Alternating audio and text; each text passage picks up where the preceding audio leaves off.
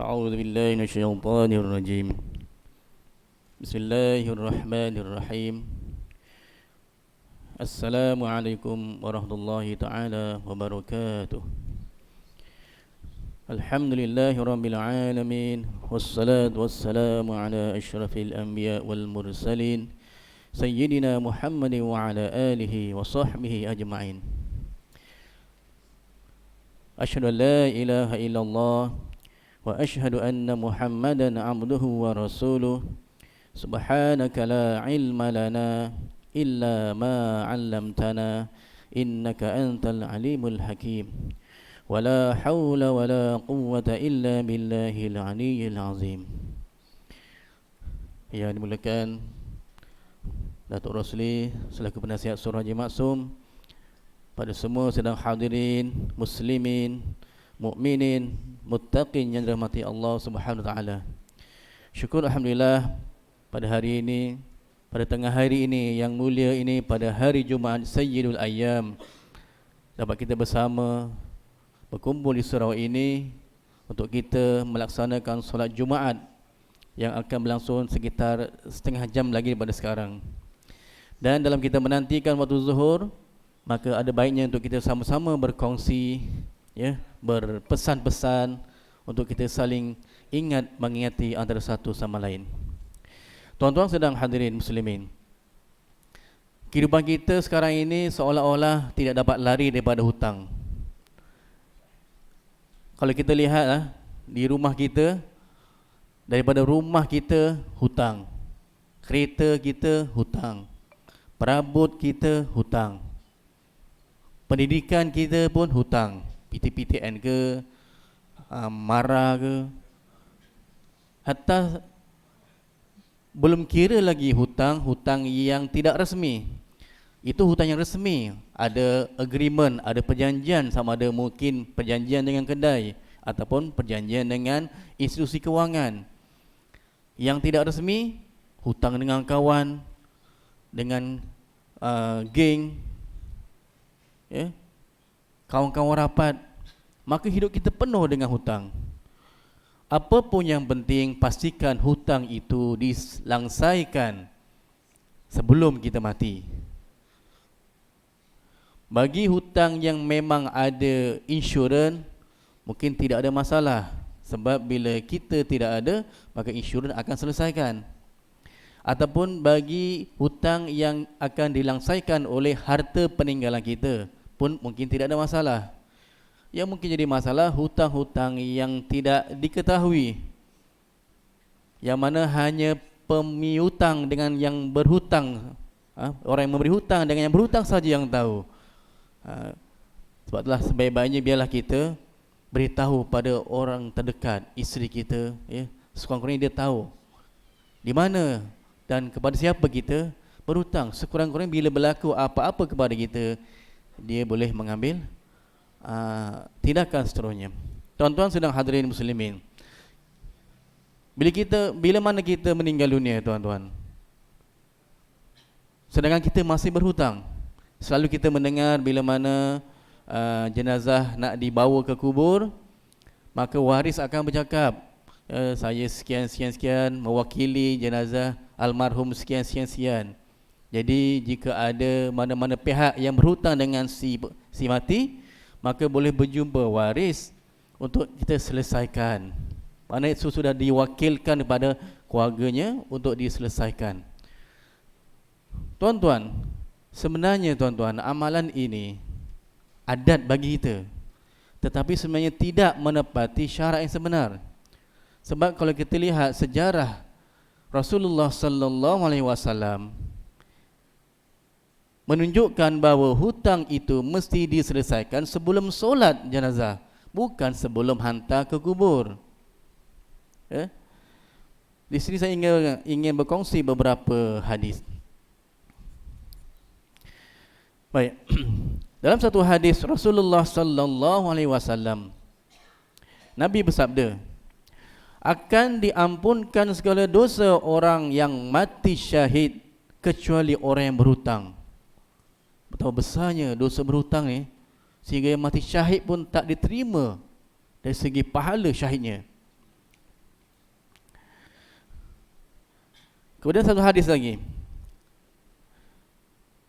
Demi jiwaku dalam kekuasaan Allah Subhanahu wa taala, sekiranya seorang lelaki terbunuh pada jalan Allah, yakni mati syahid, dan sekiranya Allah menghidupkan semula dia, kemudian dia terbunuh pada jalan Allah lagi, dan sekiranya Allah hidupkan dia semula, dan kemudian dia terbunuh pada jalan Allah sekali lagi, tetapi dia meninggalkan hutang, maka dia tidak akan masuk syurga sehinggalah hutangnya diselesaikan.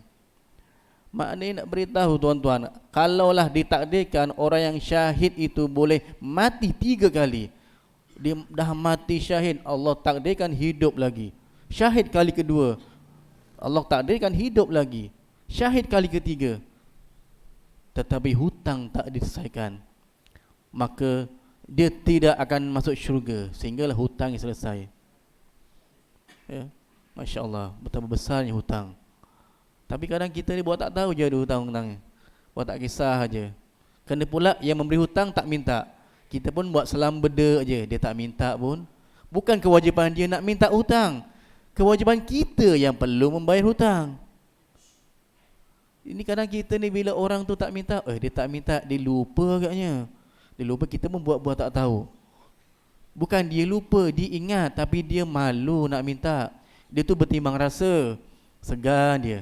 Kadang-kadang orang yang memberi hutang pula segan nak jumpa orang yang berhutang. Takut yang berhutang rasa bersalah. Tapi dah terbalik pula, yang berhutang buat muka bodoh, buat tak tahu, yang memberi hutang pula yang segan pula. Sepatutnya yang berhutang tu yang segan, Allah tak bayar hutang lagi, orang yang depan mata, ya, walaupun dia tak cakap. Tapi itulah hakikatnya. Sepatutnya kita yang berhutang kena pastikan hutang itu kita bayar sebelum kita mati, ya. Baginda sallallahu alaihi wasallam dalam satu hadis yang panjang, mafhumnya, apabila diminta solatkan jenazah, maka baginda sallallahu alaihi wasallam bertanya kepada sahabat, jenazah ada hutang tak? Sahabat menjawab, tidak ada ya Rasulullah. Maka Nabi sallallahu alaihi wasallam solatkan jenazah itu. Maknanya Nabi tanya sebelum solat. Tanya, ni jenazah ni ada hutang tak ni? Sahabat kata, oh tak ada, dia tak ada hutang. Kami pun tak pernah, dia tak berhutang dengan kami. Okey, Nabi solatkan. Ya. Apabila datang jenazah yang kedua, Nabi sallallahu alaihi wasallam bertanya, jenazah ni ada hutang ke tak? Sahabat menjawab, ya ada. Rasulullah bertanya lagi, ada tak dia harta? Sahabat menjawab, ada harta ditinggalkan sebanyak 3 dinar. Maknanya dari segi harta yang dia ada tu mampu untuk membayar hutang yang dia hutang itu. Maka Rasulullah sallallahu alaihi wasallam pun solatkan jenazah itu dengan berpendapat bahawa harta peninggalan dia itu nanti warisnya akan uruskan untuk membayar hutang tersebut. Kemudian datang jenazah yang ketiga untuk disolatkan. Nabi sallallahu alaihi wasallam bertanya, adakah dia meninggalkan suatu harta? Sahabat menjawab, tidak. Kemudian, adakah jenazah ini menanggung hutang? Sahabat menjawab, ya, dia ada hutang sebanyak 3 dinar. Saya tak pastilah 3 dinar tu berapa banyak sebenarnya kalau ikut nilai sekarang. Berapa tu? Tahu? Tak tahu ya. Dinar, 3 dinar. Ya, tapi dinar tu sekarang tinggi tu sebab dia emas kan, dinar tu. Bila sahabat menjawab dia ni ada hutang 3 dinar dan dia tidak meninggalkan apa-apa harta yang tidak memungkinkan warisnya untuk mampu membayar hutang tersebut, maka apa kata Nabi? Kamu solatkanlah jenazah sahabat kamu ini, dan Nabi tidak akan solatkan jenazah tersebut. Masya Allah. Hutang, ya. Yang apa? Saya bukan nak menakut-nakutkan tuan-tuan, tapi ini untuk kita beringat tentang hutang. Ya. Maka berkata Abu Qatadah, ya Rasulullah, hutang si mati akan aku tanggung. Maka Nabi sallallahu alaihi wasallam akhirnya solatkan jenazah tersebut. Bila dah ada orang yang sanggup menanggung hutang tersebut, iaitu Abu Qatadah, maka baru Nabi solatkan. Ya. Sebab itulah perlunya, mungkin kita nak ubah budaya ni bukan mudah. Nak membetulkan benda, nak biasakan benda yang betul, betulkan benda yang biasa bukan satu benda yang mudah. Sebab kita sudah terbiasa dengan adat budaya kita. Kadang-kadang bila kita lari daripada budaya kita, orang kata kita pula yang tak betul. Ni sesat mana pula ni? Tak pernah dibuat orang. Tapi kalau kita ikut hadis, memang Nabi bertanya dulu tentang hutang sebelum solat. Bukannya ditanya sebelum hantar jenazah ke perkuburan. Maka ini mungkin satu perkara yang kita boleh fikirkan, dan mungkin kita boleh cuba mengurat langkah untuk memperbaiki lagi. Saya ada dengar beberapa tempat dah membuat benda ni. Ya, bila saya bincang-bincang dengan kawan-kawan di masjid lain, surau lain, dia kata ada yang dah mulakan begini. Ya, mengubah benda yang biasa yang dibuat di Korea. Di Korea biasanya bila di kematian begitulah amalannya. Yang kedua, amalan biasa dibuat bila kematian adalah tahlil. Itu biasalah orang buat, tak ada masalah, nak buat. Tapi yang menjadi masalahnya bila orang-orang kampung menganggap tahlil itu wajib. Kalau tak buat, pelik pula. Meninggal tak buat tahlil ke? Kita pula duk sibuk tanya, bila nak buat tahlil? Kita, orang keliling, duk tanya tuan rumah. Tuan rumah tengah sedih, suami baru meninggal, baru tanam. Nak bercakap pun dah tak larang bercakap, menangis, mata benggak-benggak. Orang datang duk sibuk tanya, Cik Kia, bila nak buat tahlil ni? Nak buat berapa hari? 3 hari ke 7 hari? Dia tak boleh jawab. Sebenarnya ini budaya yang tak betul, tapi mungkin dah menjadi kebiasaan bagi kita. Patutnya bila dia tak nak buat, terpulang dia nak buat, dia buat. Dia tak nak buat, kita tak boleh paksa. Tapi pada masa yang sama, sepatutnya orang kampung, saudara, ya, sahabat yang berada di kelilingnya membantu dia, ya, memberikan bantuan dengan mengadakan tahlil dan sebagainya. Dan alhamdulillah surau kita telah memulakan. Ya, surau kita dah mulakan. Bila mana ada jenazah, kita akan memberikan jamuan pada tahlil malam yang pertama secara percuma di surau ini. Ya, sebab kita tidak mahu keluarga si mati dalam keadaan sedih, nak memikir lagi tentang tahlil dan sebagainya. Kita bagi dia peluang, tak payah fikir-fikir, buat saja di surau dan kita sediakan jamuan. Ya. Takut juga kita kalau dalam keadaan dia sangat bersedih, ada anak kecil lagi, urusan harta tak selesai lagi. Mungkin pula yang kita makan itu ketika itu termasuk juga dalam harta anak yatim. Takut begitu. Ya. Bagi orang-orang yang menjaga betul-betul benda ni, kadang-kadang mereka tidak makan di tempat-tempat tahlil hari pertama. Mereka bimbang, takut termakan harta anak yatim. Ya. Melainkan jika ada satu tempat tu saya pergi, memang family-nya, dia kata keluarganya memang bagi tahu, masa nak tahlil bagi tahu, okey, tahlil malam ni bukan tuan rumah yang taja, kami ipaduai kaum kerabat yang sponsor, dan tidak ada kena-mena dengan harta si mati dan tak ada kena-mena dengan harta anak yatim. Mungkin dia tengok ada jemaah yang tertanya-tanya. Maknanya jelas, ya, kita tak mahu ada perkara-perkara syubhah. Ya, buat syubhah ini, ya, takut menjurus kepada perkara yang haram. Tuan-tuan sedang hadirin muslimin, oleh itu kerana beratnya kesan akibat tidak dapat menyelesaikan pembayaran hutang, maka mari kita teliti beberapa permasalahan hutang, ya, dan apa prinsip Islam secara ringkas seperti persoalan-persoalan berikut. Ada 7-8 persoalan yang biasa mungkin ditanyakan berkaitan dengan hutang. Yang pertama, bila ada pertanyaan, adakah kita wajib bayar hutang walaupun pemberi hutang dah meninggal? Ya, sebenarnya soalan ni soalan kita dah tahu jawapannya, tapi kadang orang tanya juga, yang bagi hutang dah meninggal, nak bayar ke hutangnya? Maka jawabannya wajib bayar kepada waris. Kita berhutang pada Pak Ahmad, nak bayar Pak Ahmad dah meninggal, maka kita kena bayar hutang itu kepada warisnya, kepada isterinya. Tak ada isterinya, pada anak-anaknya. Kita beritahu bahawa saya dulu berhutang dengan ayahnya, dan ini saya membayar semula. Semasa hidup tak sempat nak bayar hutang sebab tak mampu nak bayar. Ini baru ada kemampuan. Minta maaf banyak-banyak, bukan sengaja, tapi tak sengaja. Hutang tetap kena bayar. Soalan kedua, saya dah cari pemberi hutang tapi tak jumpa. Jawapannya, wajib mencari pemberi hutang dengan segala apa cara sekalipun. Selamat datang pada Datuk Ketua Kampung, Cik Azman. Cari yang memberi hutang tak jumpa, maka kita kena mencari waris-warisnya. Kalau cari pemberi hutang tak jumpa, cari waris-warisnya. Bagaimana? Carilah macam mana pun, hubungi kawan rapat dia, hubungi keluarga terdekat dia, tanya isteri, tanya anak, tanya siapa-siapa.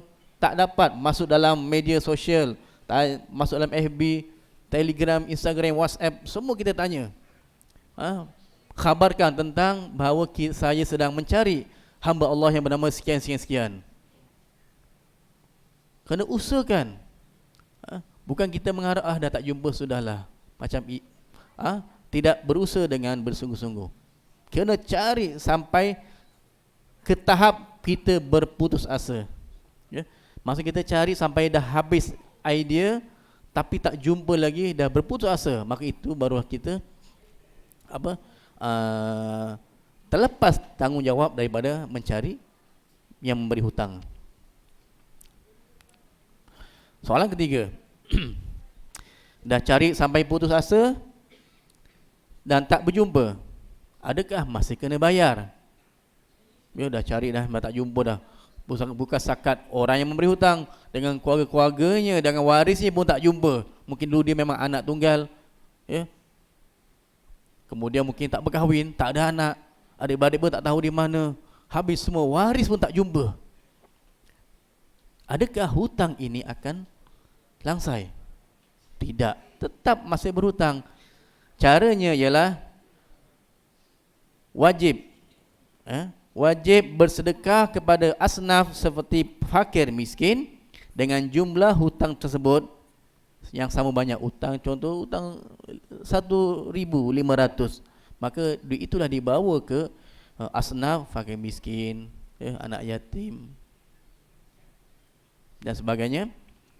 Dan niatkan bahawa saya hendak membayar hutang sebulan, sebab dah cari tak jumpa, dah putus asa, maka kita masa bayar tu niatkan untuk kita membayar hutang. Soalan keempat, dah bayar pada fakir miskin, tup-tup datang pula yang memberi hutang. Alamak, dah bayar, datang pula, cari satu dunia tak jumpa, tiba-tiba datang. Kalau mengikut di sini, wajib bayar lagi kepada pemberi hutang apa yang telah disedekahkan. Wajib membayar kepada pemberi hutang, dan apa yang telah diberi tadi kepada fakir miskin dianggap sebagai sedekah. Mungkin dalam bila kita berbincang secara baik, cari tak jumpa, dah bertahun-tahun cari tak jumpa, dah putus asa, saya dah sedekah pada fakir miskin contohnya. Mungkin dengan hati yang lembut atas ukhuwah Islamiah, mungkin yang memberi hutang akan menghalalkan, tak apalah, hangpa pun dah duk bayar dekat anak yatim, maka saya pun halalkan dah. Mungkin begitu, insya-Allah. Sebabnya bila kita dalam keadaan hati yang baik, niat yang baik, insya-Allah Allah akan berikan jalan yang mudah untuk kita. Dan didatangkan juga pemberi hutang yang baik, yang bertoleransi, bertolak ansur. Baik, soalan kelima. Ini lebih kepada harta yang berubah dari segi nilai. Contoh macam mungkin hutang harga kebun, harga rumah yang nilainya akan meningkat setiap tahun. Ya. Mungkin kita hutang beli tanah 20 tahun lalu, harga tanah ketika itu mungkin 20,000 kita beli. Hutangnya tak bayar-bayar. Selepas 20 tahun kemudian baru dia nak bayar 20,000 tu. Adakah nak membayar 20,000 juga seperti hutang yang asal? Sedangkan harga nilai tanah itu ketika 20 tahun akan datang mungkin sudah menjadi 200,000. Maka jawapannya ialah hutang adalah dibayar mengikut nilai semasa. Jika harta itu adalah harta yang meningkat nilainya, biasanya rumah dengan tanah lah yang sentiasa meningkat, tak turun-turun. Dulu masa muda-muda duit tak ada, banyak pula harga rumah murah, tanah murah. Sekarang ni bila nak beli tanah, nak beli rumah, semua harga dah tinggi-tinggi. Nak menyesal pun, dulu memang tak ada duit. Begitulah kita biasanya. Masa muda-muda duit tak cukup. Bila waktu sekarang nak beli tanah rumah, harga sangat tinggi. Jadi disebut di sini, bila kita berhutang dari segi harta yang ada nilai yang meningkat, maka ketika kita bayar 20 tahun yang akan datang, maka hendaklah membayar mengikut nilai semasa, bukan nilai ketika kita berhutang. Kalau tidak, ia tidak adil. Ya, kita hutang beli tanah sekarang, harga tinggi lah, kita hutang lah ya. 20 tahun akan datang baru kita bayar ikut harga sekarang. Maka itu tidak adil. Ya. Kena bayar mengikut nilai semasa. Keenam, jiran saya selalu berhutang dengan saya, tapi saya takut dia terasa hati kalau saya minta.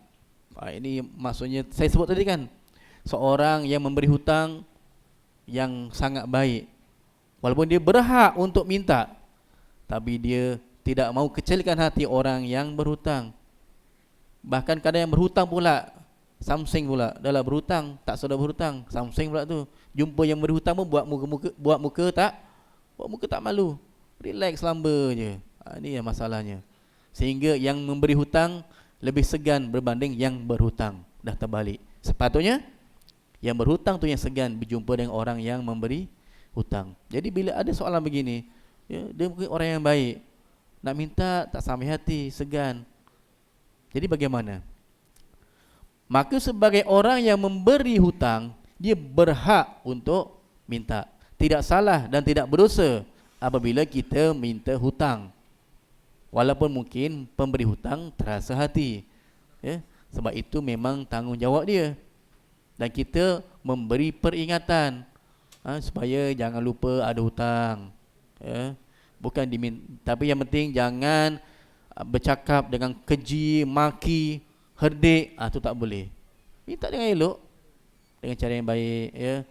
Cakaplah bahawa bukannya nak menyusahkan, tapi kalau dah ada duit tu bayarlah sikit-sikit, ya. Jangan tunggu lama-lama, takut tak terbayar. Malaikat maut sentiasa berada di tepi kita. Dan malaikat maut kan makhluk yang paling hampir dengan kita. Bila mana Imam Al-Ghazali bertanya anak muridnya, apakah perkara yang paling hampir dengan kita manusia ni? Jawapannya berbagai yang anak murid bagi, ya, saudara, harta, anak pinak. Semua itu jawapannya betul. Imam Al-Ghazali mengatakan jawapan itu semua betul, semua rapat. Tetapi yang paling rapat, ingat tuan-tuan, maut itu yang paling hampir dengan kita. Sebab maut itu datangnya tanpa diduga, hadirnya tanpa diundang. Kita pun tak tahu bila malaikat maut akan datang. Siapa boleh cakap confirm saya boleh hidup sampai tahun depan? Tak ada yang boleh memberi jaminan bahawa kita akan sampai ke tahun depan. Sebab ini semua kerja Allah Ta'ala. Ajal maut di tangan Allah Subhanahu Wa Ta'ala, ya. Jadi kalau dia tak mampu bayar, sarankanlah bagi tempoh lanjutan, ya, sedikit demi sedikit. Yang penting jangan kita lupa dengan kewajipan kita membayar hutang. Ketujuh, penghutang membayar hutang, tetapi halalkah sumbernya? Jawapannya, kita tak perlu menyelidik dan bukan kewajipan kita nak selidik. Ni betul ke hutang kau ni, nak bayar hutang ni? Kau pergi merompak malam tadi bayar hutang. Itu bukan tanggungjawab kita. Tak perlu kita nak selidik. Ya? Dia bayar, kita niatkan yang baik, dia dah usaha, dia bayar. Kecuali bila ada perkara-perkara yang memungkinkan dan meyakinkan kita bahawa dia buat kerja tak baik. Memang kita nampak dia buat, ada orang yang nampak dia merompak, ada saksi yang boleh mengesahkan. Bila benda-benda tu nyata, baru kita boleh ambil tindakan. Selagi tidak ada apa-apa bukti, tidak ada keterangan-keterangan lain, maka kita jangan mencari masalah. Benda yang tidak ada apa-apa keraguan, kita anggap semuanya halal, bersih dan tidak diragui. Itu saja, ya. Kadang kita jangan jadi macam orang-orang Yahudi yang duk banyak tanya. Dah suruh sembelih lembu, sembelih je lah, tanya macam-macam. Nak lembu macam mana, nak warna apa, umur berapa, jantan ke betina. Bila lagi banyak bertanya, lagi banyak syarat, maka lagi susah kita nak mencarinya.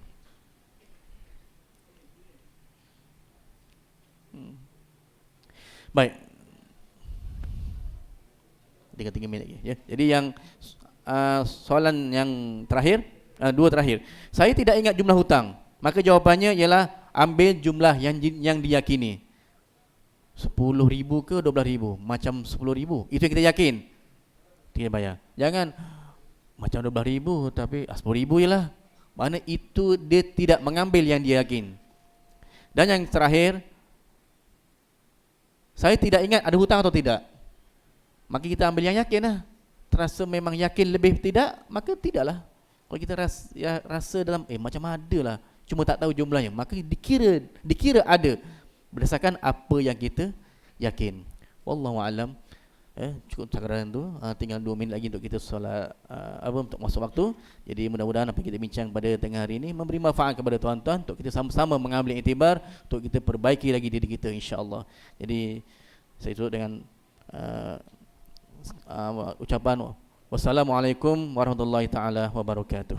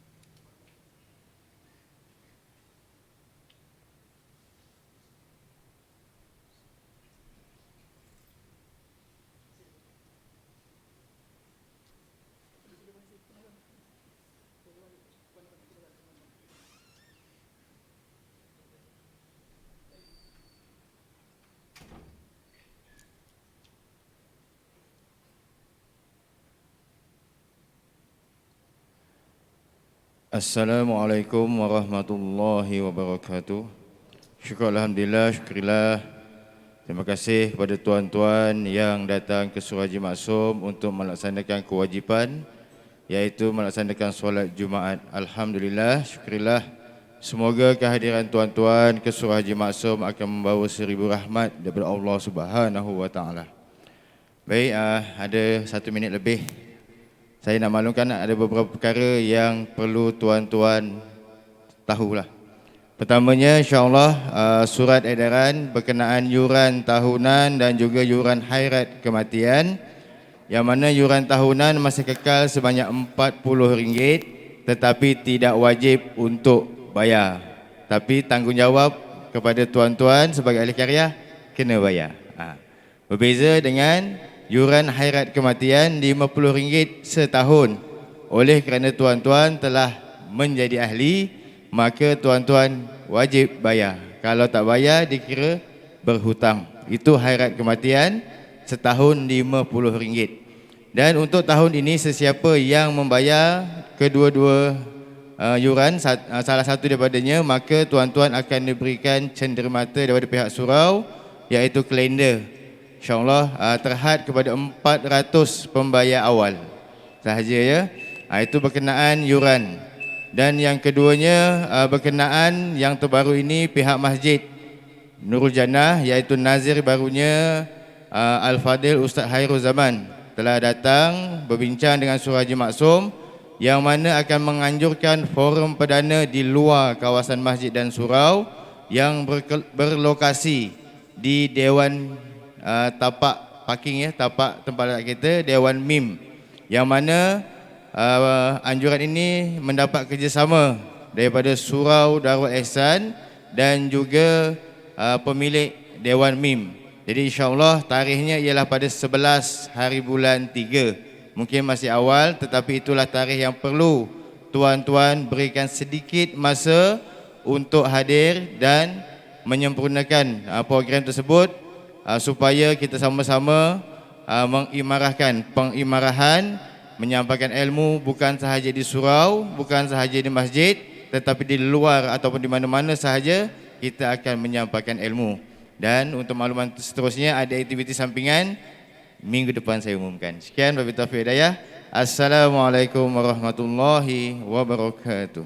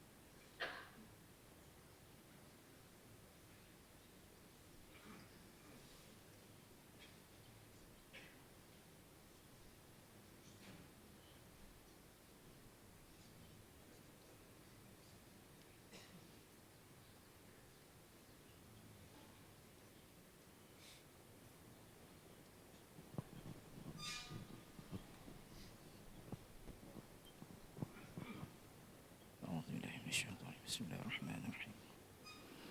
Inna Allah wa malaikatahu yusalluna ala nabi.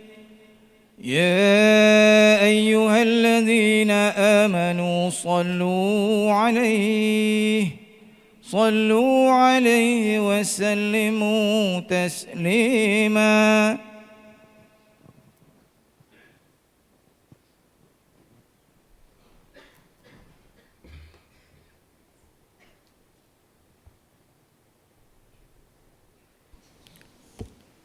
Assalamualaikum warahmatullahi taala wabarakatuh.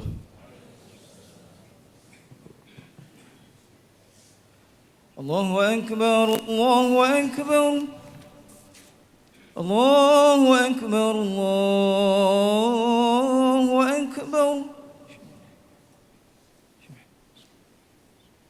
Asyhadu an la ilaha illallah. أشهد أن لا إله إلا الله.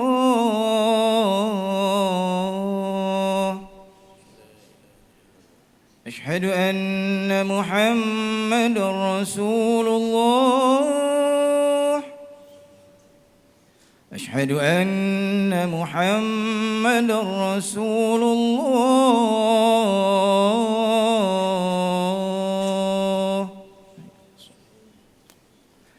حي على الصلاة،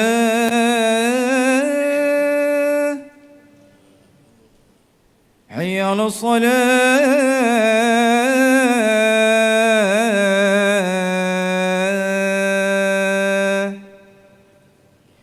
حي على الفلاح،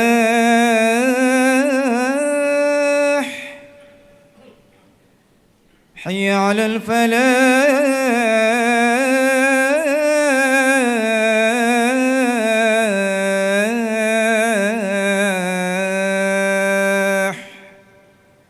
الله أكبر، الله أكبر، لا إله إلا الله.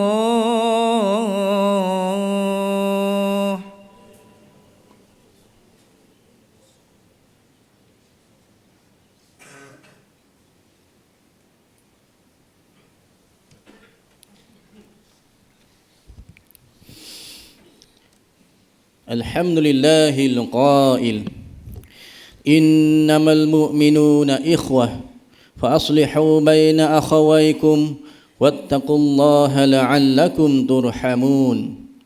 أشهد أن لا إله إلا الله وحده لا شريك له وأشهد أن محمدا عبده ورسوله.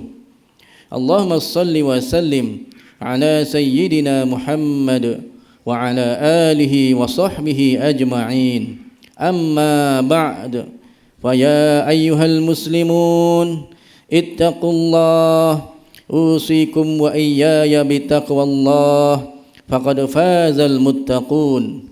قال الله تعالى يا أيها الذين آمنوا اتقوا الله حق تقاته ولا تموتن إلا وأنتم مسلمون. Muslimin yang dirahmati Allah sekalian, marilah sama-sama kita tingkatkan keimanan dan ketakwaan kepada Allah Subhanahu wa taala dengan melaksanakan segala perintahnya dan meninggalkan segala larangannya. Semoga dengan ketakwaan yang sebenar-benarnya dan keimanan yang teguh akan menjadikan kita hamba yang berjaya dan berbahagia di dunia dan di akhirat kelak.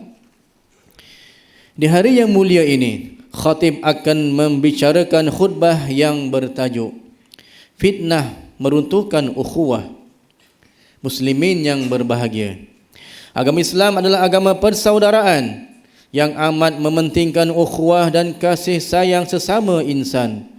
Menjaga ukhuwah itu adalah suatu kewajipan dan ianya perlu dijaga dengan sebaik-baiknya oleh semua umat Islam. Ukhuwah yang kukuh yang terjalin di antara umat Islam adalah berlandaskan tauhid kepada Allah Subhanahu wa taala. Firman Allah Subhanahu wa taala dalam surah Al-Hujurat ayat 10 seperti yang mana dibaca pada muqaddimah khutbah tadi yang bermaksud Sebenarnya orang-orang yang beriman itu adalah bersaudara. Maka damaikanlah di antara dua saudara kamu yang bertelingkah itu, dan bertakwalah kepada Allah supaya kamu beroleh rahmat. Bagi menjaga ukhuwah, agama yang mulia ini mengajar umatnya untuk sentiasa menjaga diri daripada menyakiti orang lain, sama ada dengan lisan ataupun perbuatan. Dalam sebuah hadis daripada Anas bin Malik radhiyallahu anhu, Rasulullah sallallahu alaihi wasallam bersabda, "La tabaghadu wa la tahasadu wa la tadabaru wa kunu ibadallahi ikhwana wa la yahillu li muslimin ay yahjura akhahu fawqa salasati ayyam." Janganlah kamu saling membenci, janganlah kamu saling berdengki, janganlah kamu saling bermusuhan, dan jadilah kamu hamba-hamba Allah yang bersaudara. Dan tidak boleh bagi seseorang Muslim meninggalkan, yakni tidak bertegur saudaranya lebih daripada 3 hari. Riwayat Al-Bukhari. Hadirin tetamu Allah yang berbahagia, punca utama yang boleh mengakibatkan runtuhnya ukhuwah Islamiah adalah kesan daripada perbuatan fitnah. Fitnah itu sendiri merupakan satu tuduhan yang dibuat-buat untuk memburuk-burukkan seseorang. Perbuatan ini adalah salah satu daripada dosa-dosa besar dalam Islam dan akan diazab pelakunya dengan azab siksa yang amat pedih. Fitnah juga boleh dikategorikan sebagai salah satu daripada kesalahan jenayah. Kanun kesiksaan telah memperuntukkan fitnah sebagai satu kesalahan jenayah yang pelakunya boleh didenda dan dipenjara jika sabit kesalahan. Perbuatan fitnah ini sengaja dibuat atas dasar memenuhi agenda peribadi individu maupun satu-satu kumpulan. Ia bermula dengan hati yang kotor yang dipenuhi dengan sifat-sifat mazmumah, ditambah pula dengan pengaruh bisikan syaitan. Dengan itu terhasillah satu perbuatan yang amat dibenci dalam Islam. Apabila diri menjadi jauh daripada Allah Subhanahu wa taala, akan wujud perasaan hasad dengki dan tidak senang dengan kejayaan orang lain, sehingga melahirkan perbuatan fitnah. Seseorang yang membuat fitnah biasanya akan berasa senang hati dan menjadi satu kejayaan bagi dirinya apabila orang yang difitnah itu dilihat jatuh terduduk dan hidup dalam kegagalan. Di zaman moden ini, fitnah terlalu mudah dan cepat untuk disebarkan. Jikalau dahulu sesuatu berita agak lambat untuk menjadi buah mulut masyarakat, kini tidak dapat disangkal lagi. Segalanya semudah hanya di hujung jari sahaja. Kemunculan pelbagai bentuk media secara digital berasaskan media sosial seperti Facebook, WhatsApp, Instagram, Telegram dan sebagainya telah memberikan banyak manfaat kepada masyarakat. Namun di sisi yang berbeza, media-media sosial itu telah disalahgunakan sehingga menjadi medium untuk menyebarkan fitnah. Ketika kita berinteraksi di media-media sosial, kita perlulah ingat bahawa kita telah mendedahkan diri kepada sebuah dunia yang terbuka dan tanpa sempadan. Oleh itu, kita perlulah menjaga adab-adab dan berakhlak sebagai seorang yang beriman kepada Allah Subhanahu wa taala dan hari akhirat. Sentiasalah berhati-hati dan menjaga diri daripada membuat dan menyebarkan fitnah. Ini kerana bahaya fitnah itu akan mengakibatkan kita tidak akan dapat memasuki syurga Allah Subhanahu wa taala. Hadis daripada Huzaifah radhiyallahu anhu, Rasulullah sallallahu alaihi wasallam bersabda, "La yadkhulul jannata qattat." Tidak akan masuk syurga orang yang suka menyebarkan fitnah di antara manusia. Riwayat Imam Al-Bukhari. Muslimin yang dirahmati Allah Subhanahu wa taala, perlu diingat bahawa membuat dan menyebarkan fitnah itu mengundang kepada perpecahan dan dapat meruntuhkan ukhuwah. Kejinya perbuatan fitnah ini kerana ia menjadi punca kepada timbulnya salah faham, pertengkaran, pergaduhan sehingga menyebabkan suami isteri bercerai-berai, hubungan adik-beradik dan saudara mara menjadi renggang, rakan bermusuhan, kehidupan masyarakat menjadi tidak tenteram dan seumpamanya. Semuanya dapat dibuat hanya dengan satu perkhabaran yang direka-reka sahaja. Lihat bagaimana hubungan suami isteri yang telah dijaga dengan baik dan hidup dalam keadaan yang harmoni dapat diruntuhkan hanya dengan satu fitnah sahaja.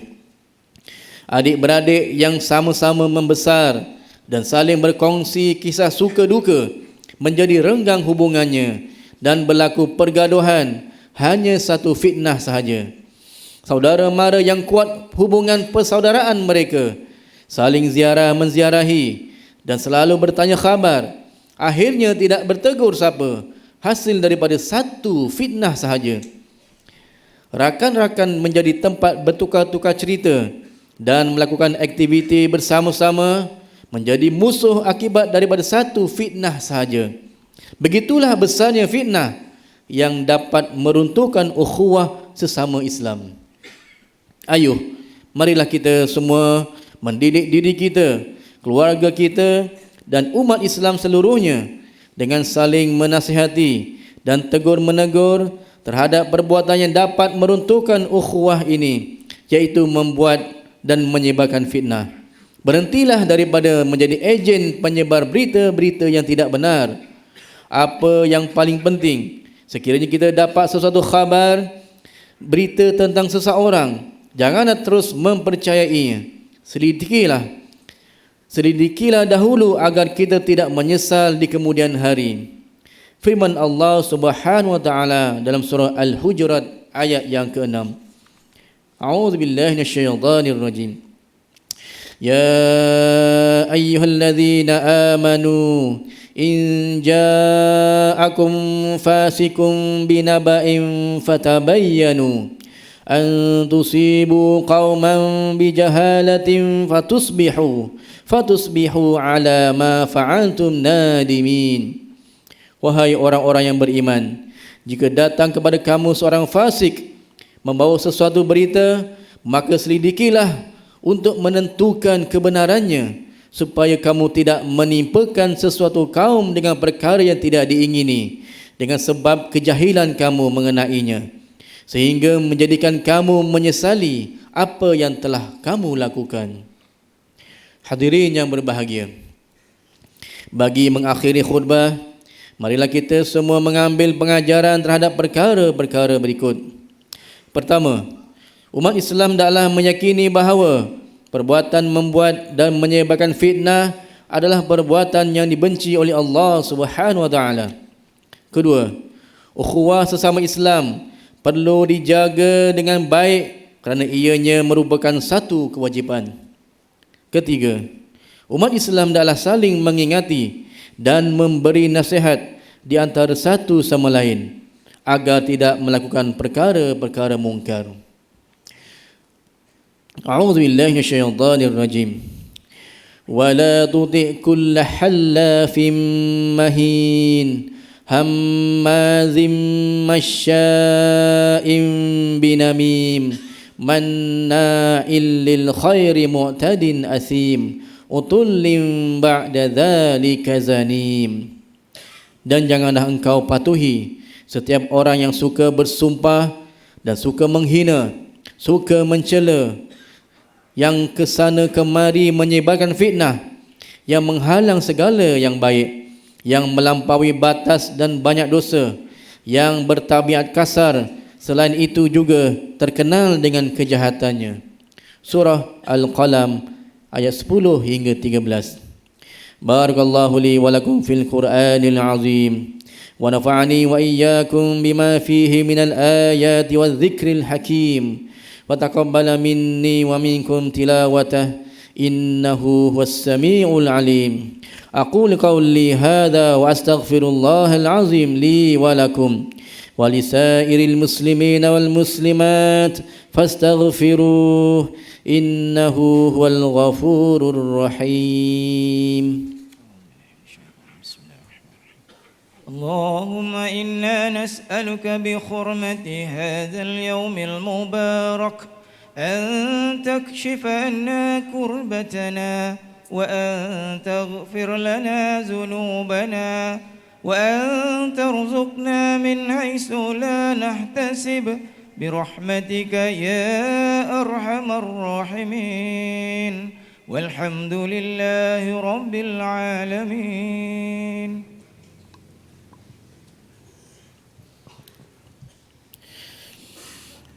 الحمد لله الذي جعلنا من المسلمين ورزقنا من الطيبات.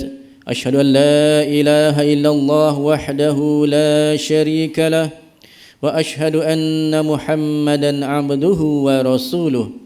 اللهم صل وسلم وبارك على سيدنا محمد وعلى آله وصحبه ومن تبعهم بإحسان إلى يوم الدين.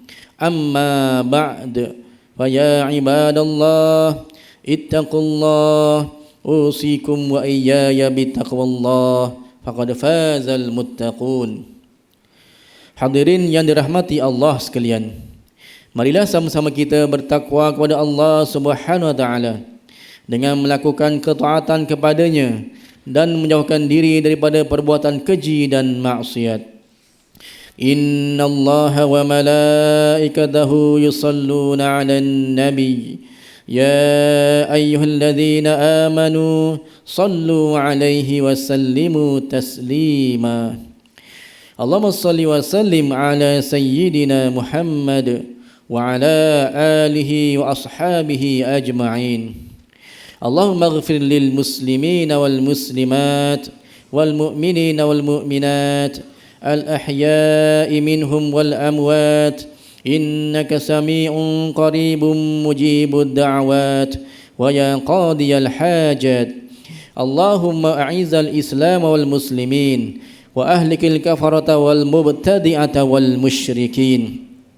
اللهم إنا نسألك ونتوسل إليك بنبيك الأمين ونسألك بأسمائك الحسنى وصفاتك العظمى أن تحفظ بعين عنايتك الربانية وبحفظ وقايتك الصمدانية جلالة ملكنا المعظم سلطان سلانغور سلطان شرف الدين إدريس شاه الحاج ابن المرحوم سلطان صلاح الدين عبد العزيز شاه الحاج.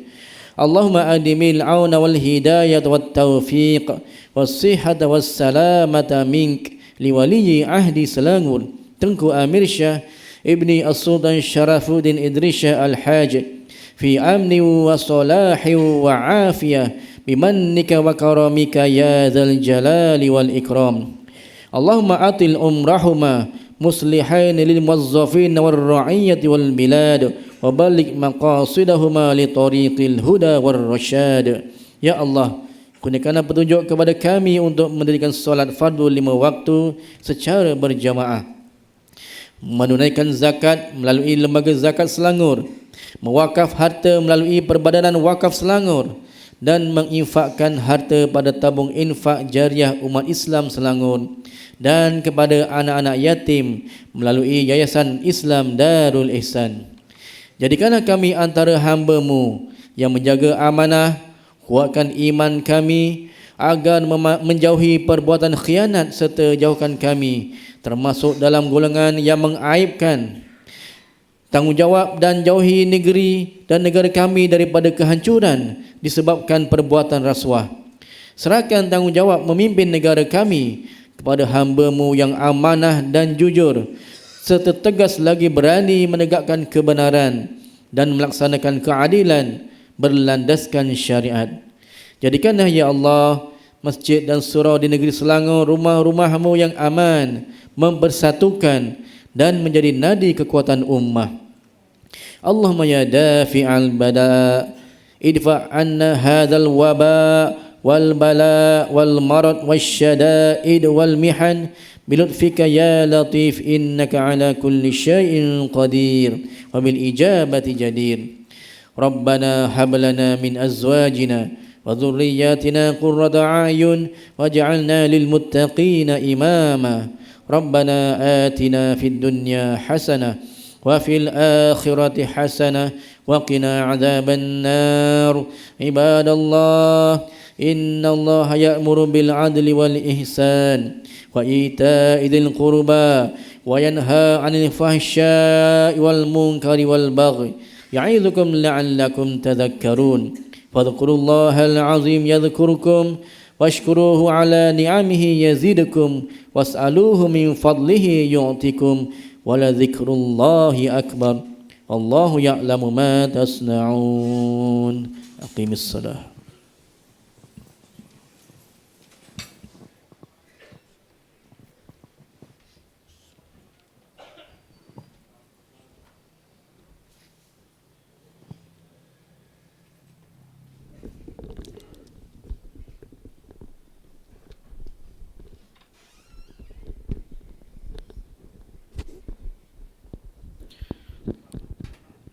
Segera beri laluan mereka yang di dalam untuk mereka yang di luar untuk masuk ke dalam.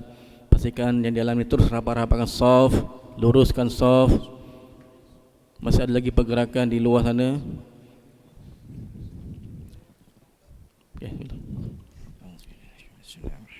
Allahu Akbar, Allahu Akbar. أشهد أن لا إله إلا الله أشهد أن محمد رسول الله. حي على الصلاة حي على الفلاح قد قامت الصلاة قد قامت الصلاة. الله أكبر الله أكبر لا إله إلا الله لا إله إلا الله. اللهم رب هذه الدعوة التامة والصلاة القائمة آت محمدا الوسيلة الفضيلة وابعثه مقاما محمودا الذي وعدته إنك لا تخلف الميعاد. استووا صفوفكم بالصلاة رحمكم الله. بسم الله الرحمن الرحيم. قل أعوذ برب الناس ملك الناس إله الناس من شر الوسواس الخناس الذي يوسوس في صدور الناس من الجنة والناس. بسم الله الرحمن الرحيم. أصلي فرض الجمعة ركعتين إماما لله تعالى. الله أكبر.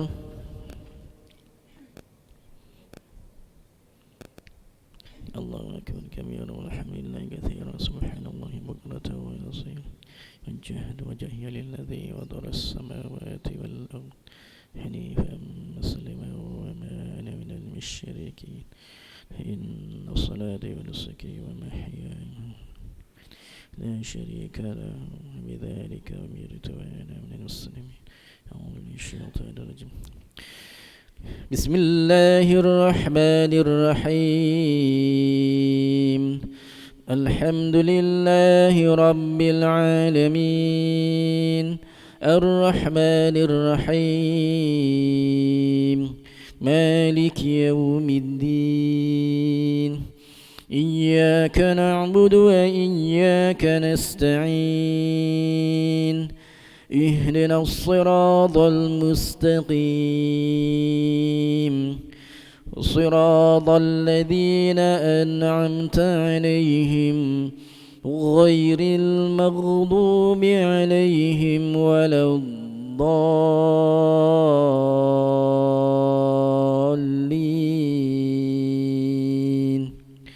آمين.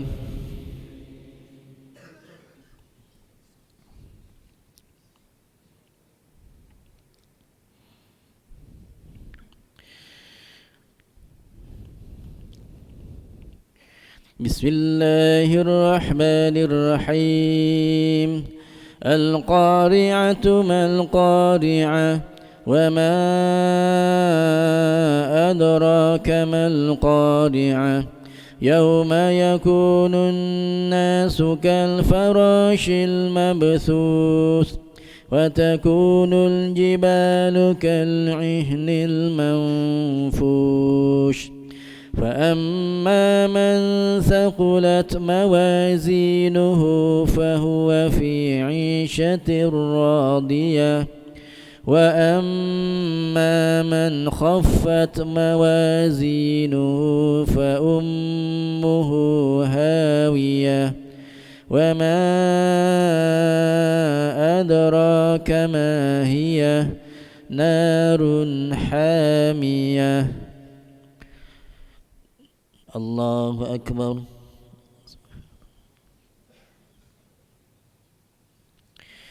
سمع الله لمن حمده. الله أكبر.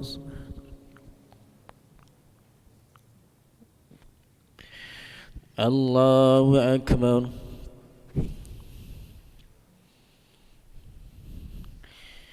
الله أكبر.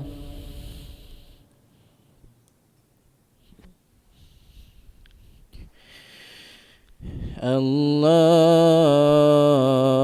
أكبر.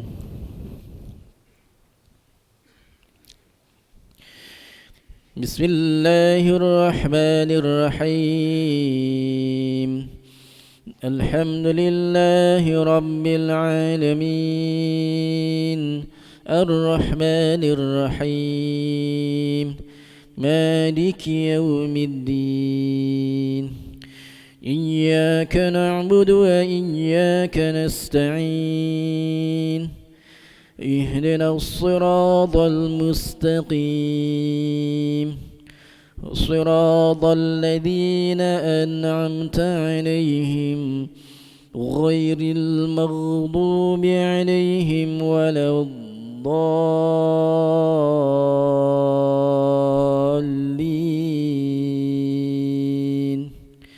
آمين.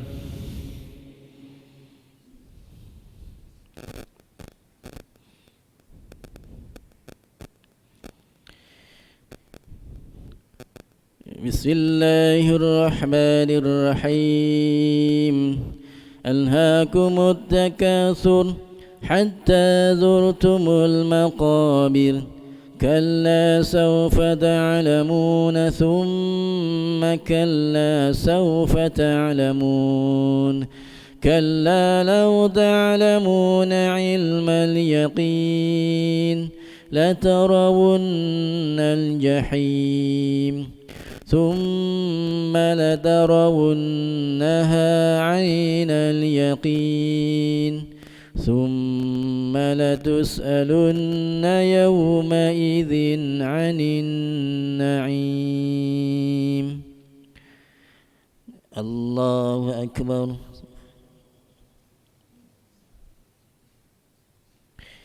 سمع الله لمن حمده. الله أكبر.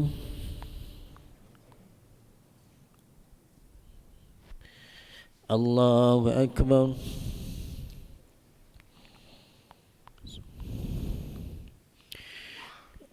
الله أكبر.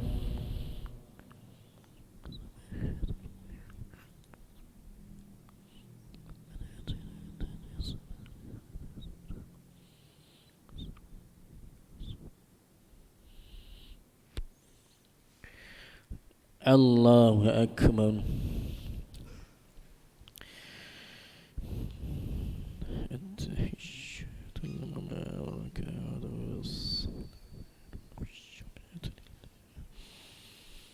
السلام عليك أيها النبي ورحمة الله وبركاته. السلام علينا وعلى عباد الله الصالحين يشهد أن لا إله إلا الله يشهد أن محمدا رسول الله. اللهم صل على محمد وعلى آل محمد كما صلينا على إبراهيم وكما باركت على إبراهيم.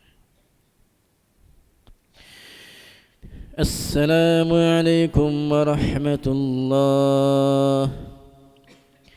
السلام عليكم ورحمة الله. أستغفر الله العظيم الذي لا إله إلا هو الحي القيوم وأتوب إليه. أستغفر الله العظيم الذي لا إله إلا هو الحي القيوم وأتوب إليه. أستغفر الله العظيم الذي لا إله إلا هو الحي القيوم وأتوب إليه. لا إله إلا الله وحده لا شريك له، له الملك وله الحمد يحيي ويميت وهو على كل شيء قدير. لا إله إلا الله وحده لا شريك له، له الملك وله الحمد يحيي ويميت وهو على كل شيء قدير. لا إله إلا الله وحده لا شريك له، له الملك وله الحمد يحيي ويميت وهو على كل شيء قدير. الله لا إله إلا هو الحي القيوم، لا تأخذه سنة ولا نوم، له ما في السماوات وما في الأرض. من ذا الذي يشفع عنده إلا بإذنه، يعلم ما بين أيديهم وما خلفهم، ولا يحيطون بشيء من علمه إلا بما شاء. وسع كرسيه السماوات والأرض ولا يؤوده حفظهما وهو العلي العظيم. أعوذ من الشيطان الرجيم. بسم الله الرحمن الرحيم. الحمد لله رب العالمين، والصلاة والسلام على أشرف الأنبياء والمرسلين سيدنا محمد وعلى آله وصحبه أجمعين. اللهم اغفر لنا ذنوبنا ولوالدينا وارحمهم كما ربونا صغارا، ولجميع المسلمين والمسلمات والمؤمنين والمؤمنات الأحياء منهم والأموات، رحمتك يا